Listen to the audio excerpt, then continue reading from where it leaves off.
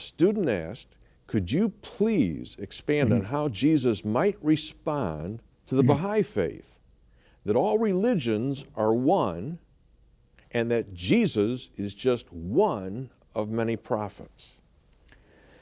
You know, coming from the East, John, we just plague each other with questions.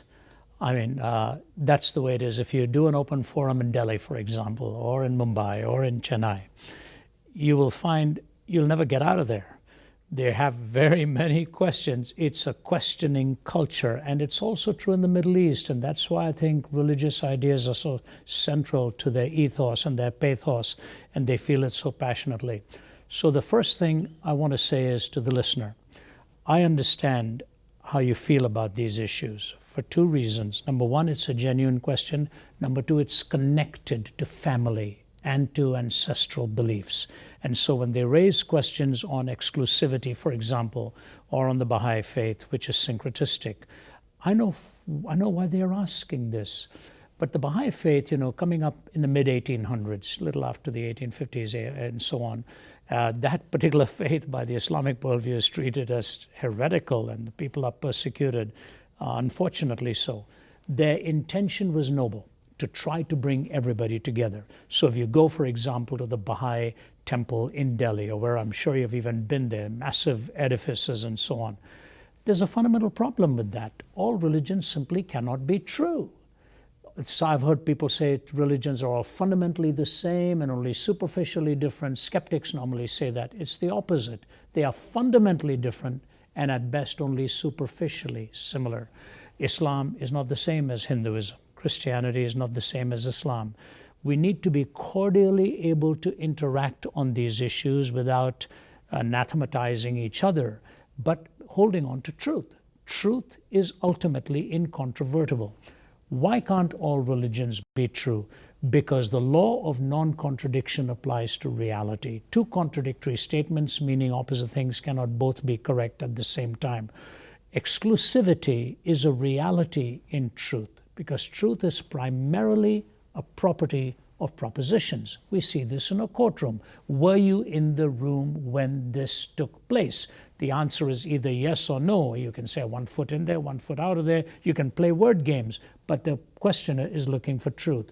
Truth, by definition, is exclusive. So when Jesus says, I am the way, the truth, and the life, no one comes unto the Father except through me, it's an audacious claim. It's a dramatic claim. It's an absolute claim.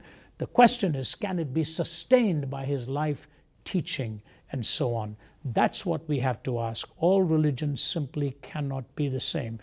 Gautama Buddha was born a Hindu, and he renounced two of the fundamental doctrines of Hinduism. He did not accept the authority of the Vedas, and he did not accept the caste system. That's why even in recent times, there were people coming in saying, move from A over to B, where we don't have a caste system. But those two beliefs he renounced, and that's when his Four Noble Truths and his Eightfold Path came into being. Islam is not the same as Sikhism. Sikhism is not the same as Hinduism. There are doctrines and claims that are made that are exclusive to every faith. Every faith has its exclusivity. Even Baha'ism, which claims to be syncretistic, actually excludes the exclusivists and says you can't be an exclusivist and be a follower of the Baha'i faith at the same time. It's the nature of what truth is. So rather than getting upset at an exclusive claim, reason tells me, let me examine these claims and see if they stand the test of truth. That's what we need to do. Folks, I also want you to know there's a whole lot more that Ravi has said on this question and all of these that we're presenting during this program.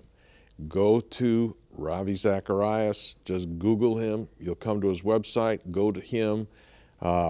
On YouTube, you can see his lectures and answering these questions in different parts of the world. You can hear thousands and thousands of students gathering that have asked questions to him, and he's stood there patiently answering these questions. So just take it from me, there's a lot of information there.